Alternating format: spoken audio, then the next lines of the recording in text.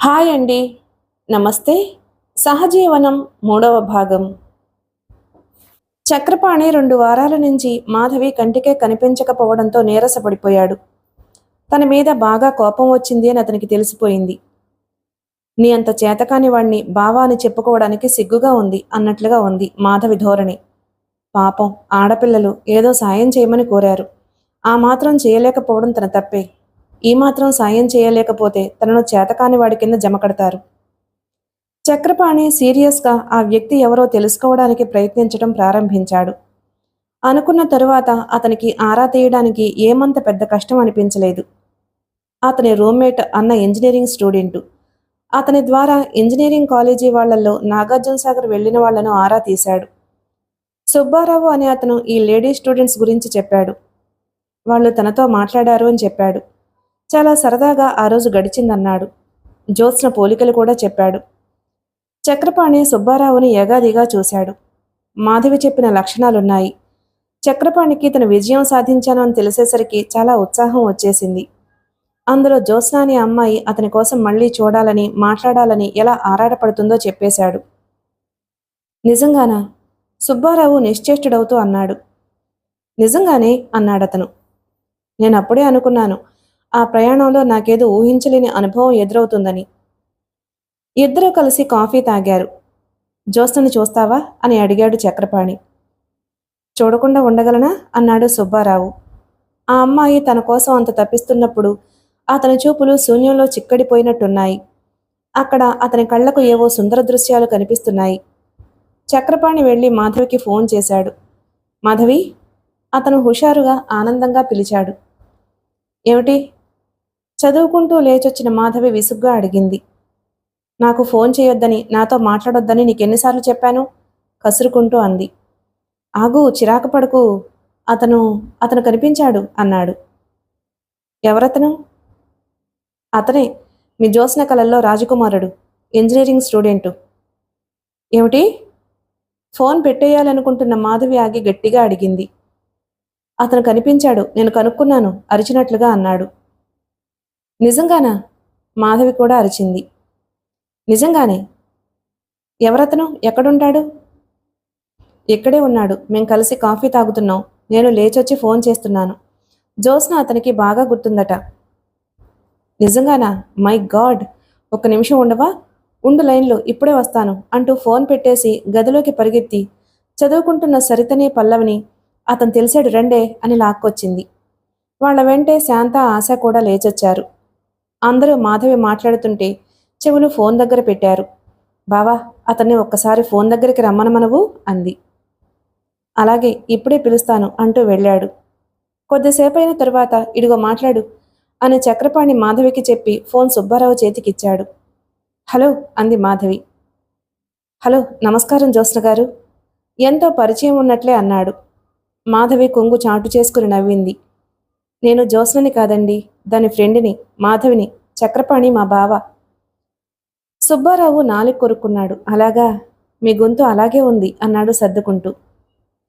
మా జ్యోత్స్న గొంతు కూడా మీకు గుర్తుందన్నమాట. నేను ఒక్క క్షణం కూడా మర్చిపోలేకపోయానంటే నమ్మండి. అతను కలల్లో చూస్తున్నట్టుగా అన్నాడు. ఆ ప్రయాణం నా జీవిత గమ్యాన్నే మార్చేసింది. మా జ్యోత్స్నకి కూడా అలాగే ఉంది. మనం సాయంత్రం మీట్ అవుదామా? సంతోషంగా ఒప్పుకుంటాను. ఎక్కడా చెప్పండి. ఎక్కడా? అతను చక్రపాణిని సలహా అడిగినట్లున్నాడు. అతను చెప్పిన తర్వాత ఫోన్లో ఇక్కడే మీట్ అవుదాం, సరిగ్గా 4 గంటలకి అంటూ ఆ హోటల్ పేరు చెప్పాడు. ఓకే అంది మాధవి. రావడం మర్చిపోవద్దని చెప్పవే అంది సరిత రహస్యంగా. మాధవి చెప్పింది. నన్ను మర్చిపోను అన్నాడతను. థ్యాంక్ యూ అంది మాధవి. ఉంటాను. జ్యోత్స్నని అడిగానని చెప్పండి. ఆమెను చూసే క్షణం కోసం ఎదురు చూస్తున్నాను అని చెప్పండి అన్నాడు. మాధవి బాప్రే అన్నట్లు చూసింది. మాధవి ఫోన్ పెట్టేసింది. జ్యోత్స్నని ఆ హోటల్కి తీసుకువెళ్లడం ఎలాగే అంది ఆశ. నేను చెబుతానుగా అంది సరిత. ఏం చెబుతావు? నా పెళ్లి సెటిల్ అయిందని ఉత్తరం వచ్చిందని చెబుతాను. పార్టీ అంటాను. రాకుండా ఎలా ఉంటుంది? అక్కడ అతన్ని చూడగానే మన మీద కోపం పటాపంచలైపోతుంది అంది సరిత. అందరూ తిరిగొచ్చారు. జ్యోత్స్న అప్పుడే గదిలోకి వచ్చింది. మాధవి, ఆశ, పల్లవి అందరూ సరితకి కంగ్రాచులేషన్స్ చెప్పసాగారు. సరిత థ్యాంక్ యూ అంటుంది. ఏయ్ మాకు పార్టీ కావాలి అంది ఆశ. ఓకే అంది సరిత. జ్యోత్స్నకి ఇదేం అర్థం కాలేదు. కొద్దిసేపైన తరువాత సరిత జ్యోత్స్న దగ్గరకు వచ్చింది. జ్యోత్స్న, నువ్వు నన్ను కంగ్రాచులేట్ చేయవా అంది. దేనికి? నా పెళ్లి సెటిల్ అయింది. నాన్న ట్రంక్ కాల్ చేసి చెప్పారు. నిజంగానా? కంగ్రాచులేషన్స్ అంది జ్యోత్స్న. జ్యోత్స్న, మా మీద నీకు ఇంకా కోపం పోలేదా? కోపమని ఎవరన్నారు? నువ్వే. ఏదో తమాషాకి జోక్ ప్లే చేస్తే నువ్వు ఇంత బాధపడాలా? నాకు అంత బాధ కలిగింది మరి. మేము క్షమార్పణ చెప్పాంగా, ఇంకెందుకు కోపం? కోపమా? నేను అది అప్పుడే మర్చిపోయాను. మీరే నన్ను తప్పుకుని తిరుగుతున్నారు. హేయ్, నిజం. నేను 2 రోజుల పాటు సీరియస్గా ఉన్నమాట నిజమే. మీరేమో నాకన్నా సీరియస్గా అయిపోయారు. నిజం చెప్పండి, ఒక్కరైనా నన్ను పలకరించారా? నువ్వు పలకరిస్తావేమో అని మేం చూస్తున్నాం. నేను అదే పని చేస్తున్నాను. అందరూ తెల్లబోయారు. సాయంత్రం 6 హోటల్కొచ్చారు. దోవలో అంది సరిత. నీకో సర్ప్రైజ్ ఇవ్వబోతున్నాం. ఏమిటది అంది జ్యోత్స్న. చూస్తావుగా, చూడబోతూ అడగడం దేనికి? ఏమిటో ఆ సస్పెన్స్ చంపక చెప్పరాదు. మళ్ళీ నా మీద ఏదైనా జోక్ ప్లే చేస్తున్నారా? అనుమానంగా చూస్తూ సీరియస్గా అడిగింది. నో, జన్మలో నీ మీద ఇంకెప్పుడూ జోక్స్ ప్లే చేయం. చక్రపాణి హోటల్ బయట ఎదురయ్యాడు. అతనొచ్చాడా అని రహస్యంగా అడిగింది మాధవి. చక్రపాణి తల ఊపాడు. నమస్కారం చక్రపాణి గారు, మీ మేలు మరవలేము అంది సరిత ఎంతో మర్యాదగా నమస్కరిస్తూ. చక్రపాణికి చాలా సంతోషం కలిగింది. ఏనాడూ లేనిది అతడి ముఖంలో చిరునవ్వు కనిపించింది. మీకోసం ఆ మాత్రం కష్టపడలేకపోతే ఎలాగలేండి అన్నాడు. జ్యోత్స్న అర్థం కానట్లు చూస్తుంది. అందరూ ఫ్యామిలీ రూంలో కూర్చున్నారు. చక్రపాణి బయటకు వెళ్ళాడు. సరిత, ఆశ, పల్లవి, మాధవి, శాంత బిగబట్టి చూస్తున్నారు. జ్యోత్స్న మామూలుగానే ఉంది. రండి. చక్రపాణి ఎంతో మొన్ననగా పిలుస్తూ లోపలికొచ్చాడు. అతను వస్తుంటే సరిత, మాధవి, ఆశ, పల్లవి లేచి నిలబడ్డారు. చక్రపాణి వెనకే ఒక అతను వచ్చాడు. అతను పొడుగ్గా ఉన్నమాట వాస్తవమే. తెల్లటి బట్టలు వేసుకున్న మాట వాస్తవమే. కానీ నల్లగా ఉన్నాడు. మెల్లకన్నుంది. వస్తూనే అందరికీ నమస్కారం చేశాడు. అతన్ని చూడగానే సరిత, పల్లవి, మాధవి, ఆశ నిటారుగా అయ్యారు. అతను దగ్గరకొచ్చాడు. ఇతను సుబ్బారావు. మీరు పాత పరిచయస్తులే అనుకుంటాను. నాగార్జున సాగర్లో కలిశారు కదూ?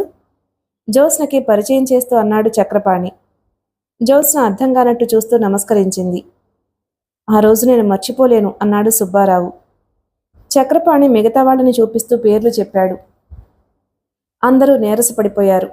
ఒకళ్ళ వైపు ఒకళ్ళు చూసుకుంటూ టిఫిన్ తినసాగారు. జ్యోత్స్నతో మాట్లాడడానికి అతను మెలికలు తిరిగిపోతున్నాడు. మీకు నేను గుర్తుండడం నా అదృష్టం అంటూ మొదలుపెట్టాడు. జ్యోత్స్న అతని వైపు చిరాగ్గా చూస్తుంది. మీకు నేనంటే ఇష్టం ఏర్పడింది అని చక్రపాణి చెప్పగానే జ్యోత్స్న మాధవి వాళ్ల వైపు చూసింది. వెలవెలబోతున్న వాళ్ల ముఖాలు చూస్తుంటే ఏదో అయిందని తెలుస్తూనే ఉంది. మాధవి కంగారుగా గుమ్మం వైపు వెళ్తూ బావా ఇలారా అంటూ పిలిచింది. చక్రపాణి లేచి వెళ్ళాడు. మాధవి ఇతను కానే కాదు అని చెప్పింది. అరే అదేమిటి, అతను నాగార్జున సాగర్ వచ్చానని అన్నాడే అన్నాడు. ఆ రోజు 100 మంది వచ్చారు. మా ప్రాణం తీసావు నువ్వు. ఇప్పుడెలా? తెలిసిందంటే జ్యోత్స్న మమ్మల్ని చంపేస్తుంది. ఆ సుబ్బారావుని త్వరగా జ్యోత్స్న దగ్గర నుంచి బయటికి తీసుకుపో అంది. చక్రపాణి, మాధవి లోపలికొచ్చారు. చక్రపాణి ఎంత ప్రయత్నించినా జ్యోత్స్న దగ్గర నుంచి సుబ్బారావు లేవలేదు. మైకంలో ఉన్నట్లు పదే పదే చెబుతూనే ఉన్నాడు. మీ అమ్మగారికి సీరియస్గా ఉందట, హాస్పిటల్లో చేర్పించారట. మీ ఫ్రెండ్ అక్కడికి రమ్మని ఫోన్ చేశాడు అన్నాడు చక్రపాణి. సుబ్బారావు బలవంతంగా లేచాడు. జ్యోత్స్నని వదిలి వెళ్ళలేక వెళ్ళాడు. మనం మళ్ళీ కలుద్దాం అన్నాడు సుబ్బారావు. అతను వెళ్ళిపోగానే జ్యోత్స్న లేస్తూ అడిగింది. ఏమిటే మీ జోకు? ఏం చేద్దామనుకుంటున్నారు అసలు అంది కోపంగా. సరిత చేతులు పట్టుకుంటే పల్లవి జరిగిందంతా చెప్పేసింది. జ్యోత్స్న తెల్లబోతున్నట్టుగా చూస్తుంది. నిజం జ్యోత్స్న గారు అన్నాడు చక్రపాణి. సరిత అంది. జ్యోత్స్న, ఆ రోజున అలా జోక్ చేసి నిన్ను బాధ పెట్టినందుకు శిక్షగా మా అంతట మేమే అతన్ని వెతికి నిజంగా నువ్వు చూసేలా చేయాలని ఈ విశ్వ ప్రయత్నం చేశాము. మా ప్రయత్నాలేమీ కలిసి రాలేదు అంది నొచ్చుకుంటున్నట్టుగా. ఏమిటే సరిత, ఏమిటిదంతా? మీరు నా ప్రాణ స్నేహితులు కాబట్టి మనసులో దాపరికం లేకుండా చెప్పేశాను. అంతేగాని ఇక అతని ధ్యాసతోనే నేను అన్నీ మానేసి అహర్నిశలో కూర్చుంటాననుకుంటున్నారా? కొంతమందిని చూస్తే మళ్ళీ మళ్ళీ చూడాలనిపిస్తుంది, మాట్లాడాలనిపిస్తుంది, పరిచయం చేసుకుంటే బావుండుననిపిస్తుంది. కొంతమందిని చూస్తే చూసిన జ్ఞాపకం కూడా లేనట్లే మర్చిపోతాం. జస్ట్ అంతే. దీనికోసం మీరింత ఘోరమైన ప్రయత్నాలు చేస్తున్నారో అని నాకు తెలియలేదే. ఇంజనీరింగ్ కాలేజీ గోడల మీద రాయించారా? చక్రపాణి గారిని మాధవి తిట్టిందా?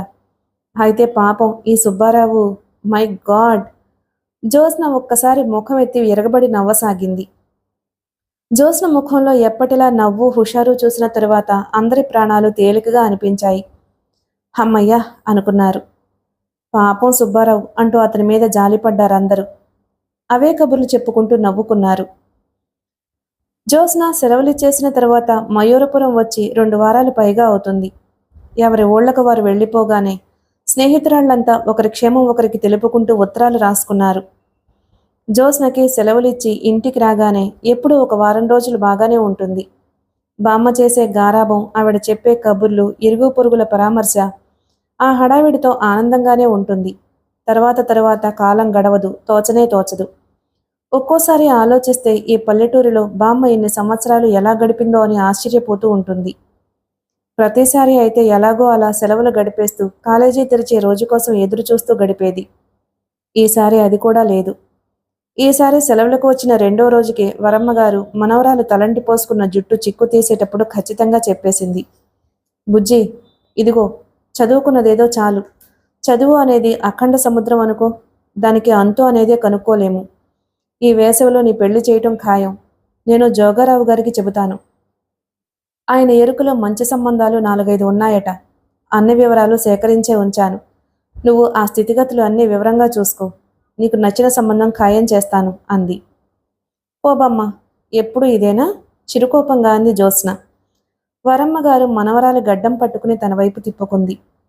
ఒక్క నిమిషం అరవిచ్చిన మొగ్గలా ఉన్న మనవరాలి ముఖాన్ని తదేకంగా చూసింది. తరువాత మెల్లని స్వరంతో అంది. బుజ్జి, కన్నెపిల్ల జీవితం అపురూపమైన నగలాంటిది. దానికి సమర్థుడైన వాడి అండ చాలా అవసరం. ఈ ప్రకృతిలో ఋతువుల్ని చూడు. ప్రతిదానికి ఒక నిర్ణీత సమయం లాంటిదుంది. మనిషి జీవితం కూడా అంతే. ఏ వయసులో జరగవలసిన ముచ్చట ఆ వయసుకు జరిగిపోవాలి. ఇలా పెళ్ళో అని గోల పెట్టాలనుకున్న దానివి నాకు అసలు చదివేందుకు చెప్పించావు బామ్మ? విస్తుపోయినట్లుగా చూసిందావిడ. అదేమిటే? చదువుకి పెళ్లికి సంబంధం ఏమిటి? చదువుకుంటే పెళ్లి చేసుకోకూడదు అని ఎక్కడైనా ఉందా? చదువు నీ తెలివితేటలకి పదును పెడుతుంది అనుకున్నాను. నువ్వు ఇంకా చక్కటి నేర్పుతో సరైన నిర్ణయాలు తీసుకుని జీవితం సుఖమయం చేసుకుంటావు అని ఆశపడ్డాను. నీ పిల్లల్ని ఇంకా జాగ్రత్తగా మంచి శిక్షణతో పెంచడానికి సాయపడుతుంది అని అనుకున్నాను. అబ్బా, ఎంతసేపు పెళ్ళి పిల్లలు, ఇంకో మాటే లేదు. ఆడదాని జీవితం అంటేనే పెళ్ళి పిల్లలు కదా. ఎవరు చెప్పారు బామ్మ? జరిగిన తరాలు చెప్పాయి. రాబోయే తరాలు చెప్పబోతున్నాయి. నాన్సెన్స్. రాబోయే తరాలు వేరే చరిత్ర చెప్పబోతున్నాయి బామ్మ.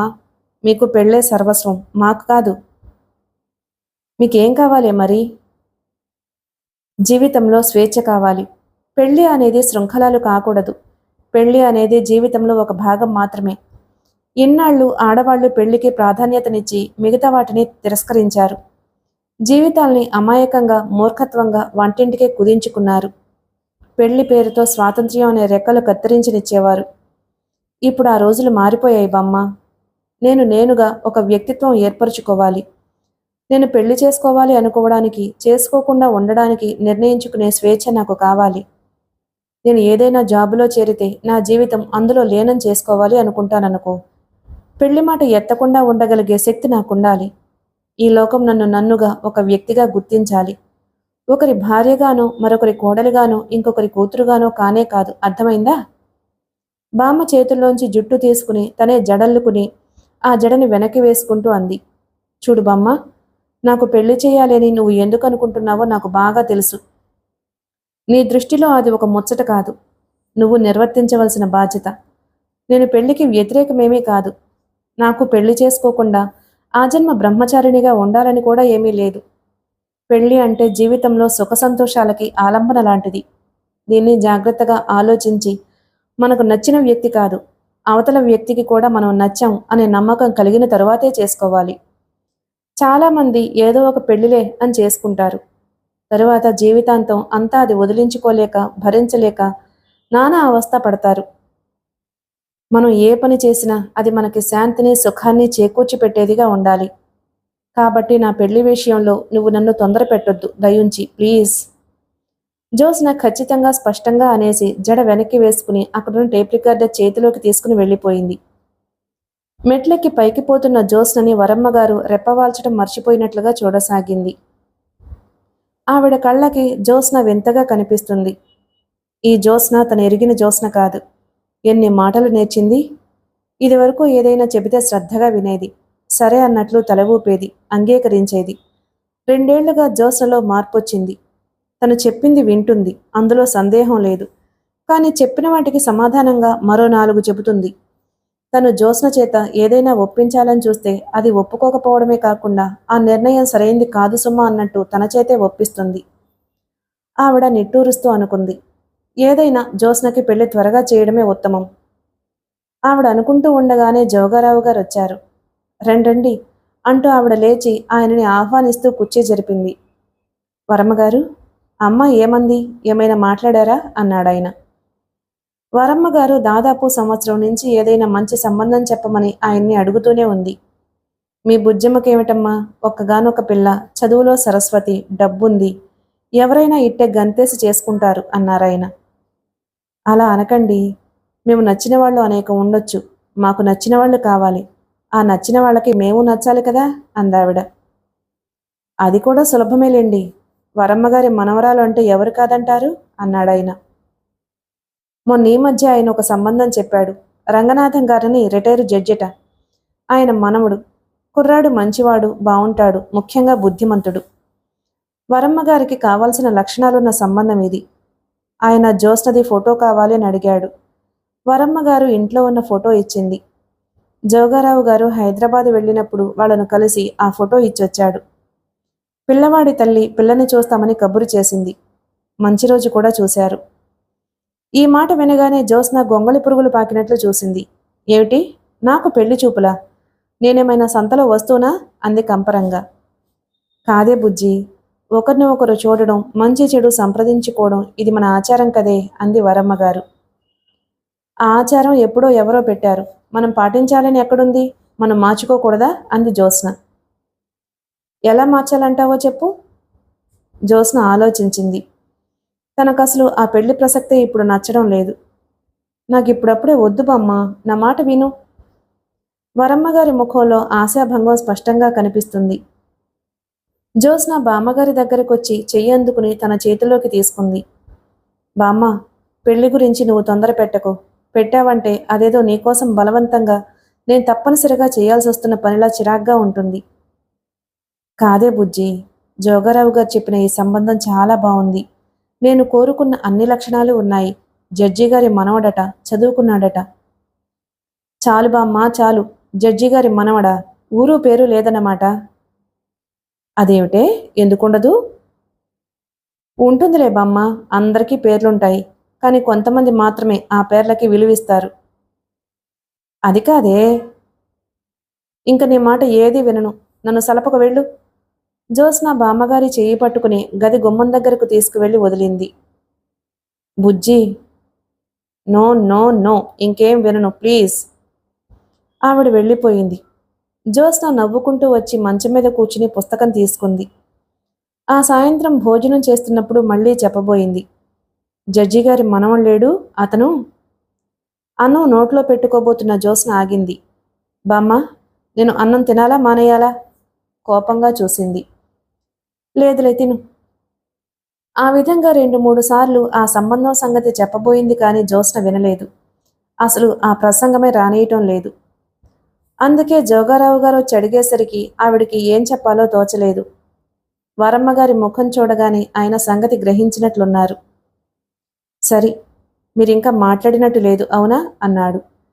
ఆవిడ అవునన్నట్టు చూసింది. అవతల మంచి కుటుంబం గల వాళ్లతో మాట, మనం ఏదో ఒక మాట చెప్పేస్తే పోతుంది. మీకు నచ్చకపోతే పోనీయండి, అదైనా చెప్పండి. అన్నగారు, అమ్మాయి పెళ్లి చూపులంటే అస్సలు ఒప్పుకోవడం లేదండి అందావిడ.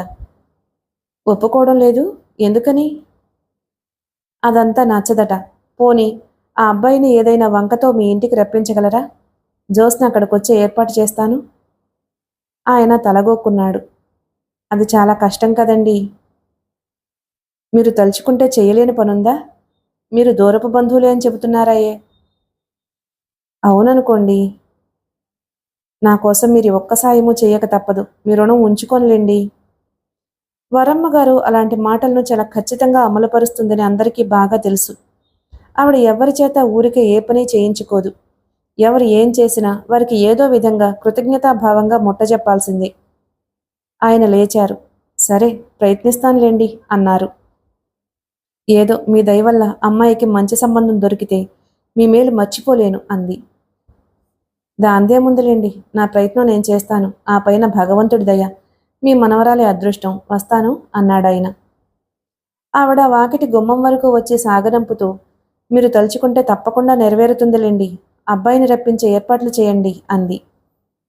అమ్మాయి గారు, మీకు ఉత్తరం వచ్చింది అంటూ సుబ్బులు ఉత్తరం ఒకటి తెచ్చిచ్చింది.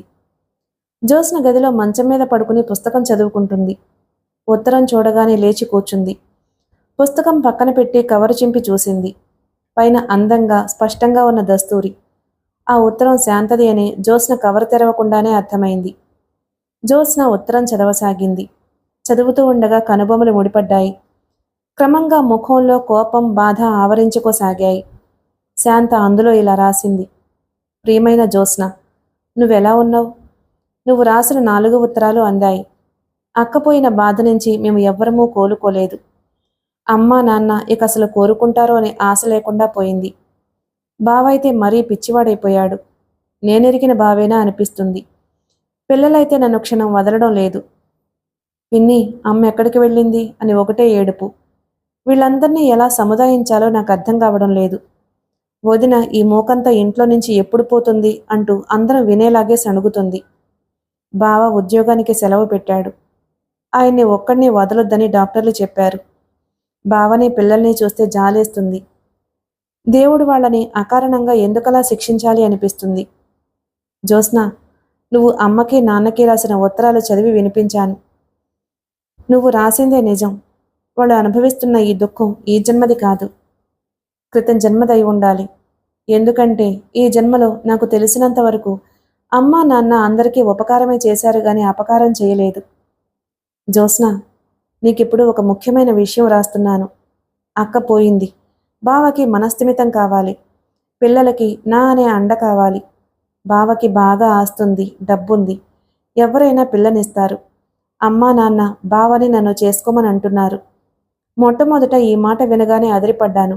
మీకేమైనా పిచ్చెక్కిందా అంటూ అరిచాను. నా గొంతు కొయ్యదలుచుకున్నారా అంటూ ఏడ్చాను. నాన్న నచ్చ చెప్పారు. పిల్లల మోహం చూడమన్నారు.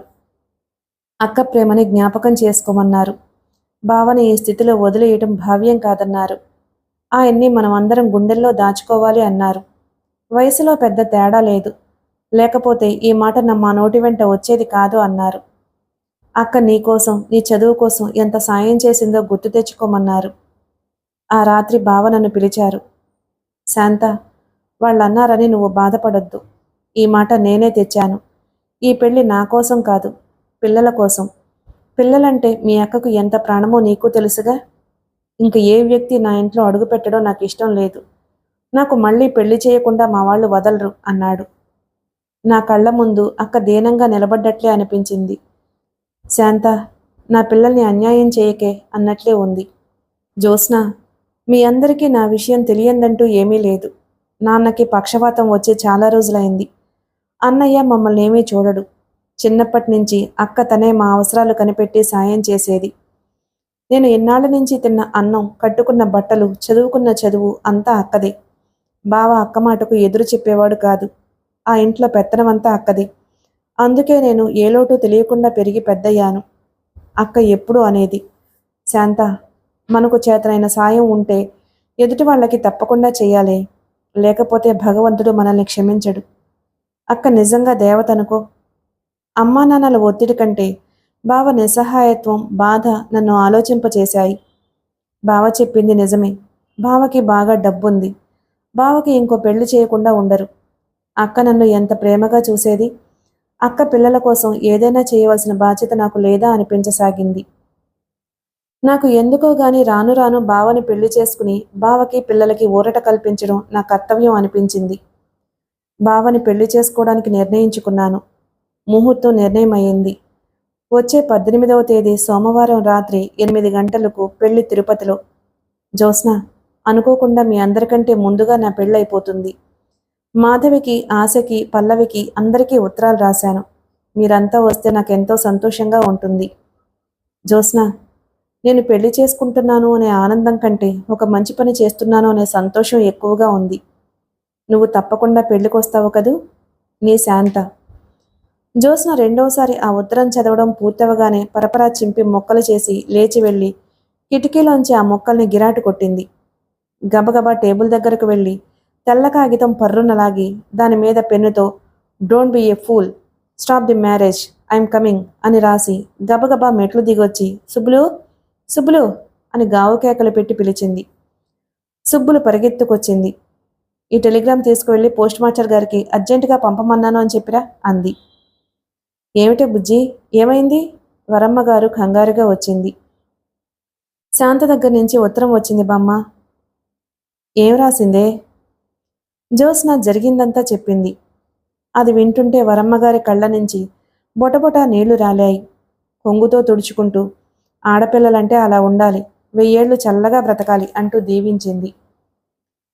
జ్యోత్స్న పెట్టెలో బట్టలు సర్దుతుంటే వరమ్మగారి పైకొచ్చింది. ఏమిటే బుజ్జి, ఎక్కడికి ప్రయాణం? చిత్తూరు బామ్మ, శాంత దగ్గరికి. నువ్విప్పుడు వెళ్ళకపోతే ఏమవుతుంది? దాని జీవితం నాశనం అవుతుంది.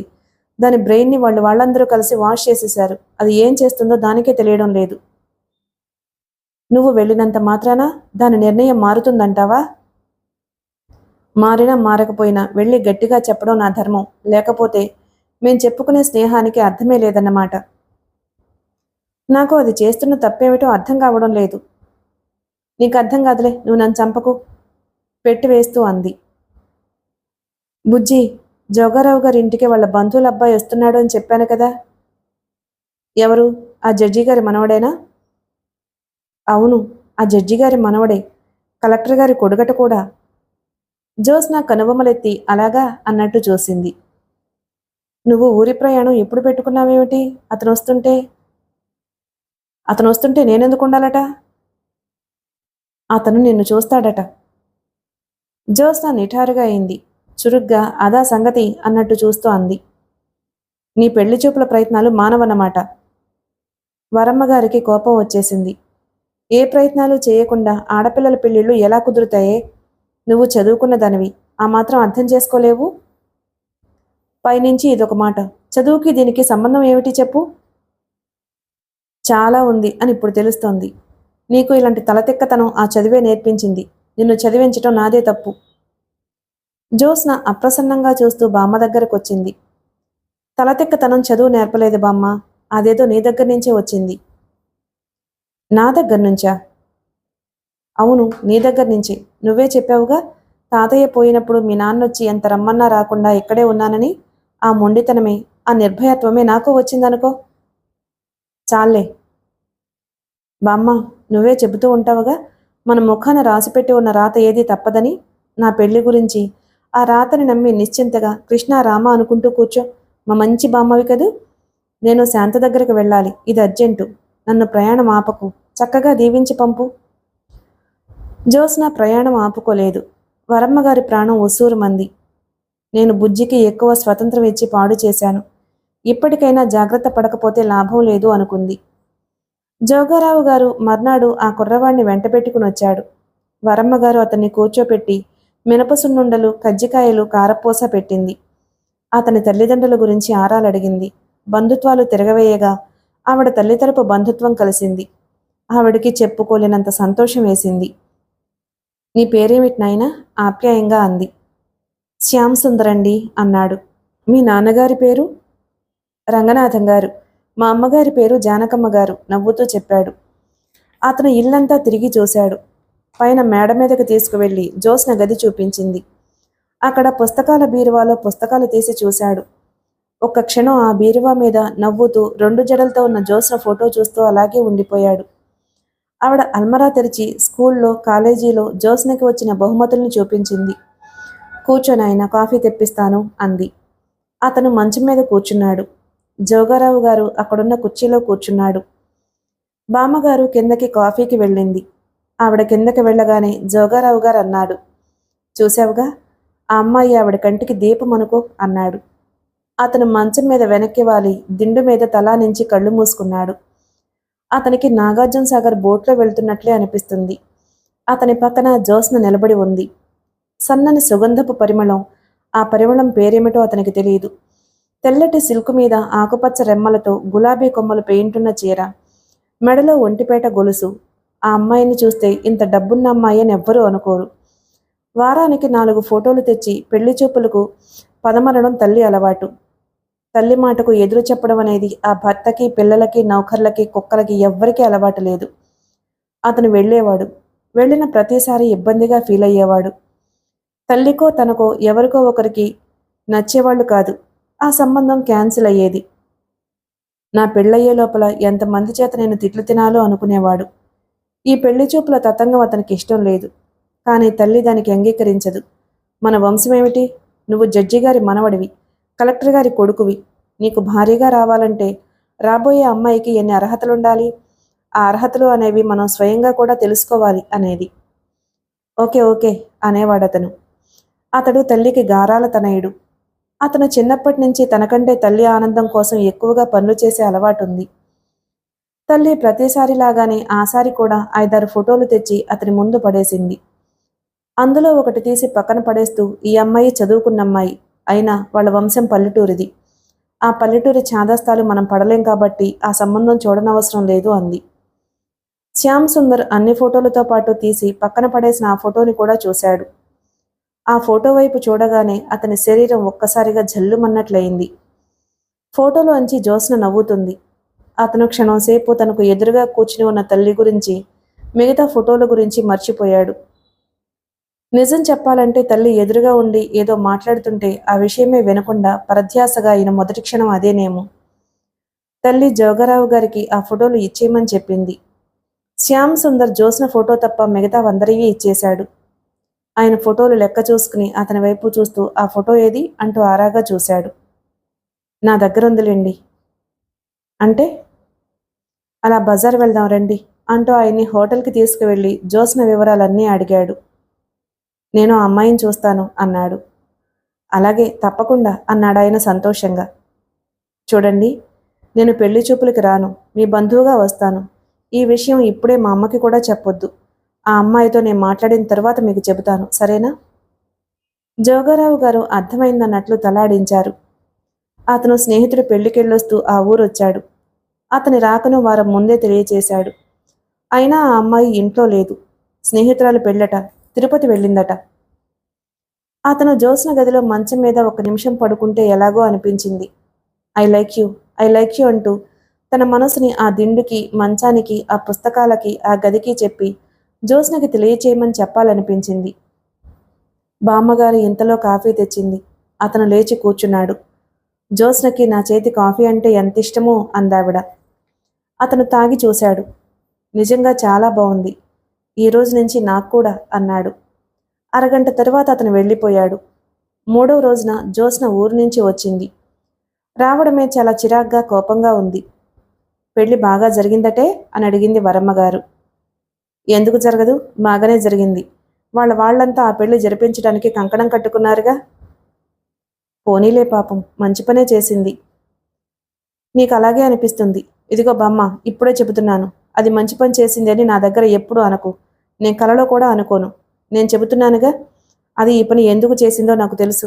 అక్క కుటుంబాన్ని ఆదుకుంటున్నాను అని అనుకుంటుంది. కృతజ్ఞత చూపిస్తున్నాను అనుకుంటుంది. అదొక నిష. అది తగ్గగానే ఏడుస్తుంది. పోనీలేవే, నువ్వెందుకలా అనుకుంటావు? భగవంతుడు చల్లగా చూస్తే ఆ అమ్మాయి సుఖంగానే ఉండాలి. ఉంటుంది. జ్యోత్స్న విసురుగా మెట్లెక్కి పైకి వెళ్ళింది. 10 నిమిషాల తరువాత బామ్మా బామ్మా అని అరుస్తూ సుడిగాలిలా కిందకొచ్చింది. ఏమిటే అందావిడ. నా గదిలోకి ఎవరొచ్చారు? ఏమైంది? నా పుస్తకాలన్నీ కదిలాయి. సర్టిఫికేట్లు, మెడల్స్ చిందరవందరగా పెట్టారు. ఎవరు తీశారు?